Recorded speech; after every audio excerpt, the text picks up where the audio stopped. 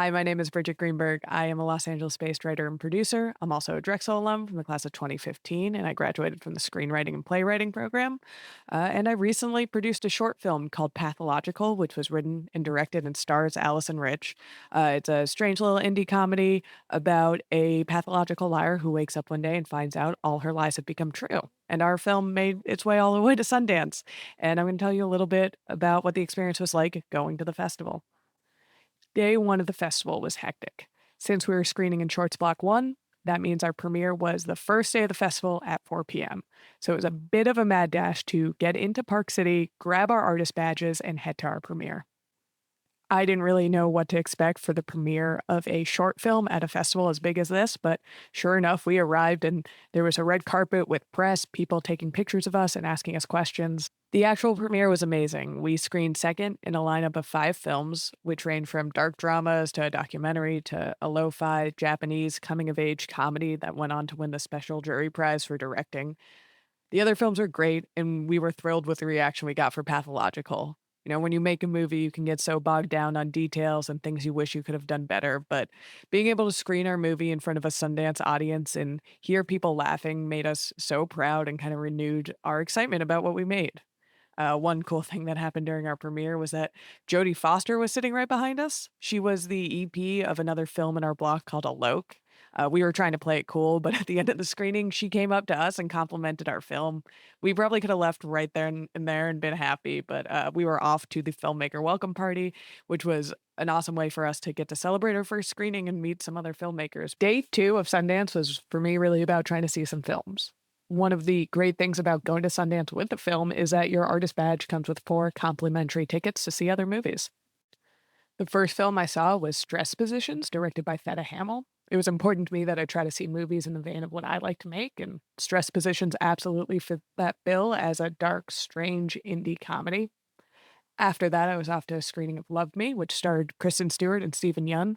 It was definitely one of the buzzier screenings of the film festival, and you could tell by the absolutely packed auditorium. After every screening at Sundance, the cast and crew comes out for a Q&A that's moderated by one of the programmers at the festival. The Sundance audiences tend to be really engaged and thoughtful, which makes for really fun Q&As and just a great movie watching experience. There were a lot of people at the festival who told me that seeing movies might not be the best use of my time as someone in the industry and that I should be constantly networking instead. And while they may have a point, personally, I found a way to do both. And I'm glad I did. Ultimately, I was at Sundance because I love movies, and I found going to screenings really inspiring.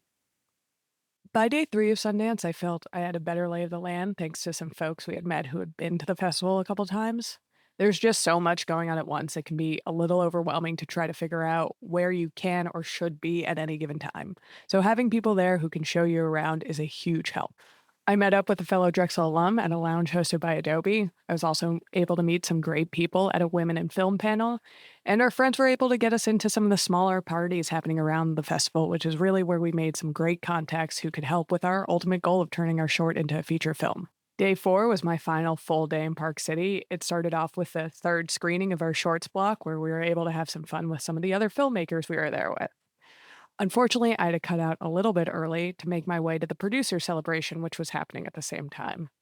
I'm happy I went. It was a great opportunity to meet some fellow producers, celebrate our art, and Jonathan Wong, the Daniels producer for films like Everything Everywhere All at Once, was our keynote speaker. He's someone I find super inspiring, so it was great to hear from him at this event in particular. After the producer celebration, I met up with some other members of our team to go see a screening of this movie Suncoast, directed by Laura Chin.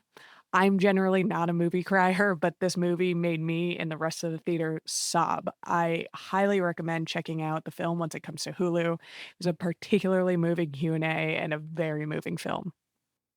Finally, one of the filmmakers from our shorts block invited us to a party they were hosting for IndieWire.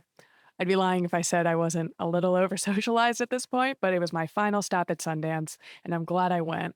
It was a great moment to let loose with my team a little bit, hang out with some of the people we met along the way, and cap off Sundance. And that's just a quick snapshot of what it was like to attend Sundance. I was super nervous going into the festival, but ultimately, I'm really happy about how it all went. If you ever have a chance to go to Sundance or any festival like it, I recommend just taking the time to soak it all in and trying to meet as many people as possible. Ultimately, these film festivals are here for you to be inspired and network, and that's exactly what you should take your opportunity to do.